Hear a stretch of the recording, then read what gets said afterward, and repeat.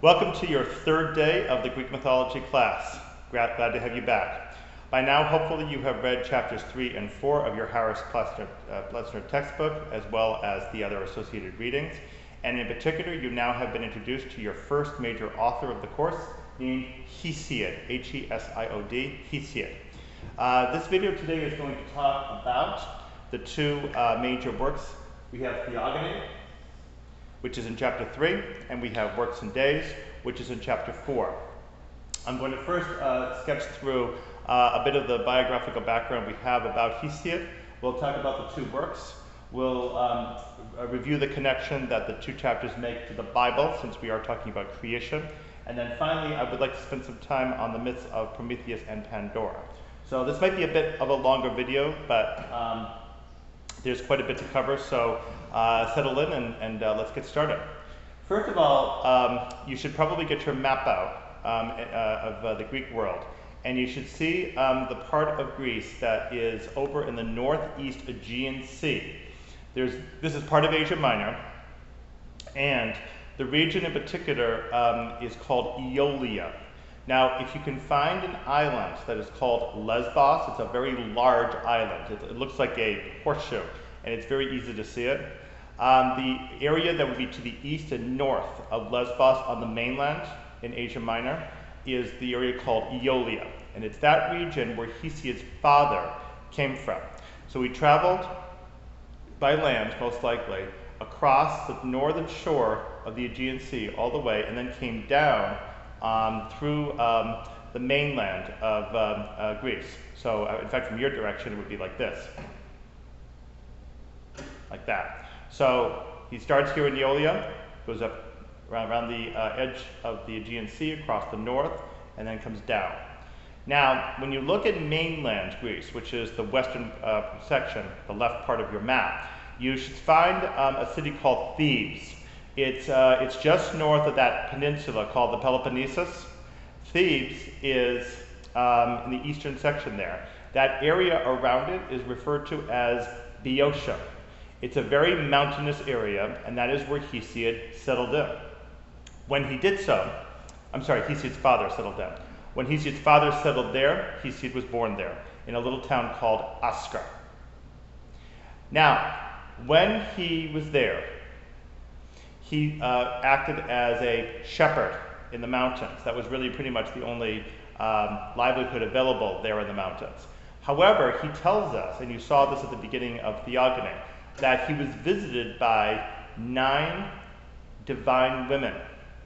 These were in fact goddesses, and these were the 9 muses. They are listed in chapter 3 of your textbook. These were the daughters of Zeus and a minor deity named Nenosune in Greek, whose name in English means memory. So the 9 muses are responsible for the inspiration of poetry. And because most poetry was composed orally, we're going to talk more about this later when we get to Homer, it was of course important for the poet to be able to remember much of what he was composing. So these daughters of Zeus, the muses, come to Hesiod one day while he is tending his sheep in the mountains, and they basically accuse him of wasting his life in a rustic, boorish lifestyle. You know, he's much better than that. He's elevated.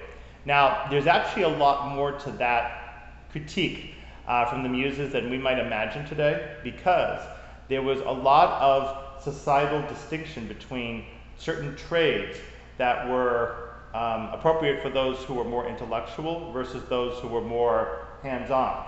Now, in the very early Greek days, we're now talking at the very beginning of the Archaic period, like around 800 BC, when Hesiod lived, maybe 800 down to about 700 BC. In that period, very, very few Greeks would have been literate, and at that time, very little literature of any type, or even writing, had been produced. So most people would not have been out composing poetry or anything, because it just wasn't done very much at that point. Whatever poetry that might have been composed, not to say that none was, but if there was any, then we simply didn't get it, because it was never committed to writing in a form that would have survived to us today. So Hesiod is charged with the task by the Muses of giving over his shepherd lifestyle in favor of the lifestyle of a poet, which would be in society a much more intellectual and therefore elevated lifestyle. So he begins his work as a poet thereafter. There are two works that he composes. The first one, the one for chapter 3, is Theogony. Theogony, as you see, is creation. And it's essentially a run-through of the birth of the universe itself and the various gods. And at the very end, there's a reference also to the creation of humans. But most of it has to do with the gods being created in the world and the world forming around them. Now, a few things of interest to note about this particular creation myth.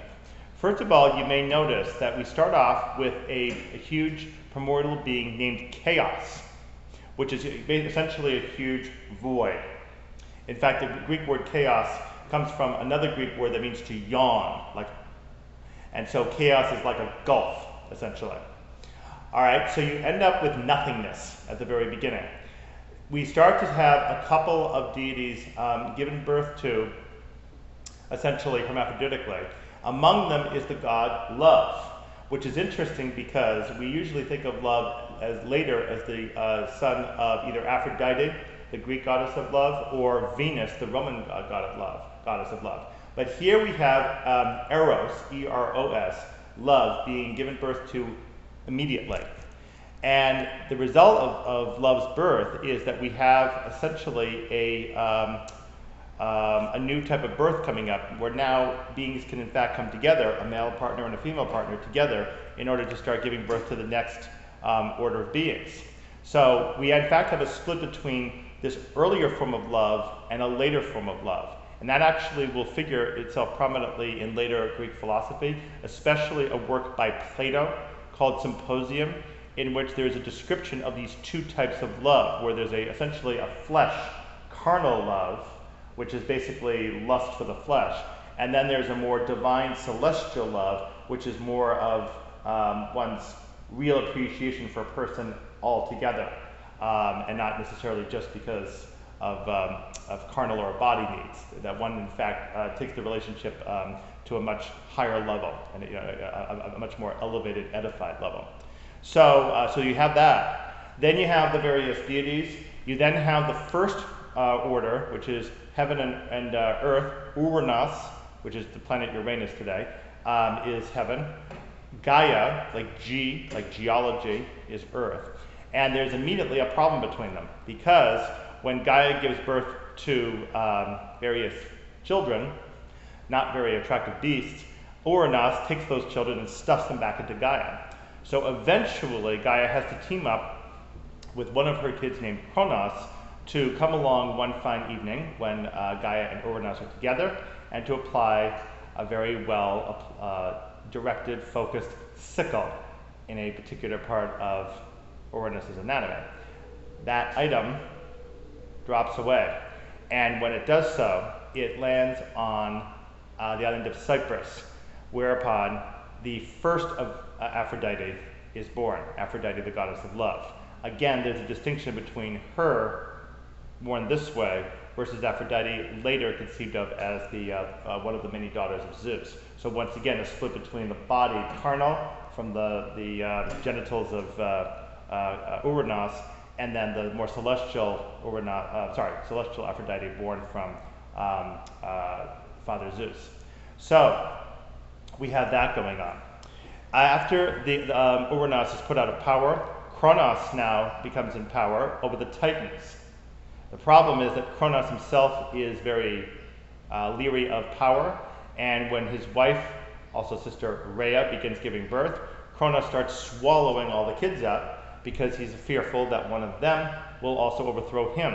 So eventually, when the youngest of that group, Zeus, is born, Rhea immediately takes Zeus away with her, bundles him up in swaddling clothes. He goes off to Crete to be raised there, and then Rhea hands Kronos a rock. So that baby must have tasted quite hard. So that rock, by the way, shows up again, and I will show you a little bit later in the book where the rock appears.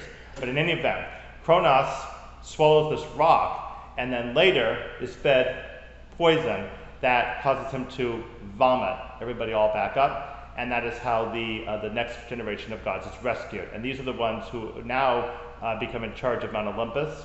There is then a gigantic battle when the Titans, the second generation of gods, try to overthrow the third generation, get them back. However, the third generation holds out, and the Titans are eventually all punished. They are sent down into the deepest section of the underworld called Tartarus, the area of punishment. And the only two who survive that are Atlas and Prometheus, but Atlas actually ends up being compelled to hold up the sky on his shoulders forever over in North Africa. And Prometheus is actually the only one who assisted the Olympians, and so Prometheus gets to stay with the Olympians, except that a problem comes up with that later, as we shall see shortly. So, as a result of all this, we have the Olympians now in power. So we see several things illustrated here. We have tension between the generations, multiple generations, and we have the concept that destruction is necessary, destruction, before creation can occur. So we have to destroy the older generations of gods before we can then come into a younger generation that will in fact keep power properly. Okay, so this is the basis of what goes on in Theogony. This is the first work that Hesiod wrote. The only other bit of biography we have about Hesiod is that he traveled this remarkably long journey, because he hated sea travel, from mainland Greece over to this long island called Euboea, which is, you'll notice on your map, snakes along the east coast of Greece. It's actually not such a long journey. But Hesiod went all the way over there in order to engage in a poetic contest with Homer. He says he won, and he came back, brought this gigantic tripod with him that was his trophy, and he dedicated it to the Muses back in his hometown. So he's very proud of the fact that he beat Homer. And in fact, when Hesiod is composing these works, he is writing them down, and he seems to be at pains to establish a new tradition of writing as opposed to Homer. Homer is often referred to by scholars as the island tradition, meaning the tradition of Greek literature based on all the islands and influenced by the Near East coming over from Anatolia.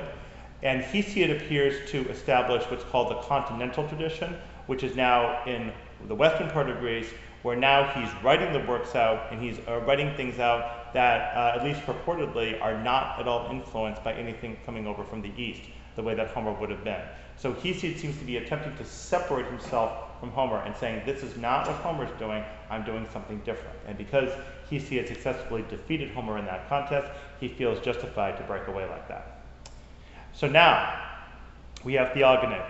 Now we have this work called Works and Days. Now, if Theogony is similar to the first couple of chapters of Genesis, now to make the biblical connection, where we see the world created and then humanity enter it, Works and Days is what happens once we get the world created and we start trying to get mankind to function in it. It doesn't work entirely well. In fact, many years ago, I used to work in a business, and one of the precepts of the business was anything that has ever been created by humans as a system will always work completely, 100% correctly until humans get into it. So the problem with this whole wonderful universe is we haven't gotten humans in it. Once humans shows up, things are going to start to go amiss. So Works and Days is essentially the description of what happens when humans enter this perfect world. Hesiod does a couple of interesting things at the beginning. He talks about the two disputes called eris, E-R-I-S. He says there's one kind of eris that's really bad, which is when people fight in order to take advantage of each other, one trying to beat the other. But there's another form of eris, strife, which is a kind of competitiveness whereby people strive for each other to get better. So therefore you have the Olympics, for instance, which of course were produced around the time that Hesiod was writing. In the Olympics, people strive athletically to get better with each other. Poets will try to outdo each other in poetic competition. Artists will try to outdo each other producing pottery or whatever other kind of art they want to do. So that kind of competition, or eris, is considered a favorable one that's intended to inspire people to do better. and get better themselves and maybe contribute more favorably to society. So he starts with that, and then Hesiod breaks off into these two myths, Prometheus and Pandora. Now, you're going to notice a couple of connections between these two myths and what goes on with the Bible. I'll try to draw that connection more clearly. So first of all, we have an issue about the actual creation of humans themselves. In separate works, we have it described to us that Prometheus, who is the titan of forethought, has a brother, Epimetheus, who is the titan of afterthought. And Epimetheus was responsible for overseeing the creation of all the animals and making sure that they had attributes that would allow them to survive in the wild. So for instance, deer were given speed, lions were given strength as well as sharp teeth, and giraffes were given tall necks, and so on. So all those animals are given various attributes. Now, the problem comes up, unfortunately, that Epimetheus gets too generous with his gifts, and he discovers, he left one of the animals out. He forgot to give it a gift. So he has to admit this to Prometheus, and Prometheus is obviously disgusted with his brother. What did you do now? Well, I forgot one more animal. And Prometheus says, okay, what animal did you forget? Mankind. Mankind has no way to survive in the wild. No fur, no nice, sharp, thick skin, very vulnerable to both heat and cold, no claws, no sharp teeth, no way to get through. And so mankind is going to die. So Prometheus has to go up to the Mount Olympus and say to Zeus, we have a little problem. We have this animal, mankind. They're helpless. They need our help. Could we give them something? So Zeus agrees to give them fire so that they can cook for themselves. The deal, though, is that the humans have to provide a sacrifice of some sort from, say, an animal killed in order to express proper thanksgiving to the gods for basically their livelihood. And Prometheus is a little suspicious of this because he suspects, I wonder if they really are going to observe the deal. So Prometheus pulls off something that's rather similar to the snake in the Bible. He's a trickster, kind of like Loki in Norse mythology. He presents Zeus with two offerings from a dead animal. And he says to Zeus, which one do you want to take? One of them he covers over with a very tantalizing thin skin of fat. The other one is a very big heap of stuff, but then he puts the stomach on top of it in order to make it look rather unappealing, because the stomach is the most unappetizing part of the animal. So Zeus falls into the trap and picks the stomach part to then discover that the stomach actually was concealing, I'm sorry, not the stomach part. He rejects the stomach part, he picks the fat part. He rejects the stomach, he picks the fat, and when he picks the fat, he discovers that it's all bones, whereas the stomach part was the one that actually had all the really good stuff. So as a result, here we have a bit of ritual myth from the last chapter. We have humans who get to eat everything of the animal and only allow the aroma from the sacrifice to go up to the gods. Not surprisingly, Zeus is very, very angry. And so Prometheus gets chained to a rock, and then he gets sent down to the underworld, and his eagle comes and chews them all up, his liver. And the problem, however, is that Prometheus had let on previously that he knew that Zeus could not get connected with some woman, because if Zeus did, their child would overthrow him. So Zeus is anxious to know this from Prometheus, but when Zeus starts punishing Prometheus this way, Prometheus won't tell. And so Zeus has a big problem trying to punish Prometheus because doing so too much will cause Prometheus not to reveal that important secret. Now, Zeus, however, of course, is now very upset because he will not allow fire to go down into the to mankind. So Prometheus has to steal it. That's actually what gets him punished.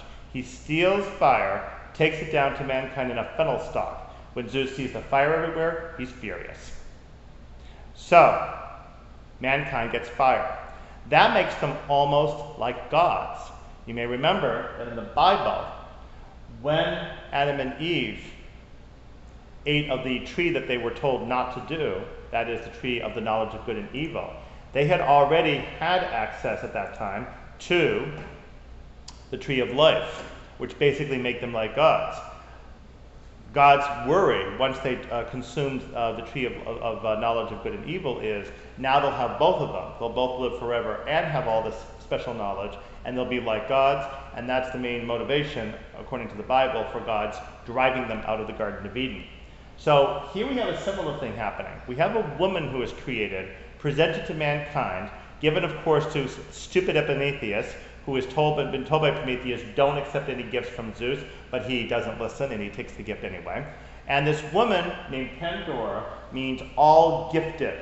She has everything. She has wisdom, she has craft, she has beauty, she has good sense, she's able to do a lot of things, and so on. She's the perfect wife for a man, except for the fact that she's actually very vixen-like. So Epimetheus takes her down, and the two of them have a wedding gift. It's a jar.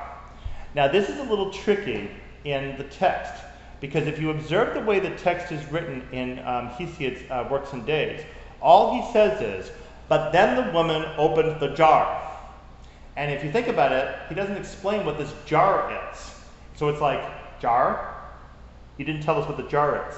It's only because we've heard from other stories besides Hesiod's that we're told that it's a jar that Pandora was not supposed to open, and that when she does, because she's too curious, the jar reveals all sorts of terrible things like hunger and disease, illness, famine, war, old age, and so forth.